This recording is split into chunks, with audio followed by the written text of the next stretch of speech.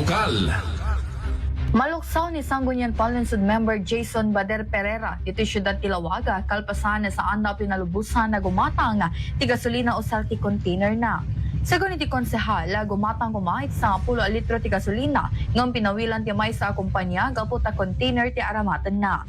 Nupay kastain peteng ni Pereira nga tidaktahamatan da alintega kat saan nga omiso. May naikitira ito'y kalikagumda may patuludan ti kopya ti Department of Energy kaniti ombudsman at tap na aksyonan ti nasao nga banag. Kabayatan na inayon ni Pereira maapektaran pa dahi ti mangalap manalon construction worker kanda dumapay amang mangged nga agkasapulan iti gasolina iti panagtrabaho da. This representation, Mr. Chair, I tried to purchase a gasoline using a 10-liter container, Mr. Chair. I was prohibited to purchase Shell companies.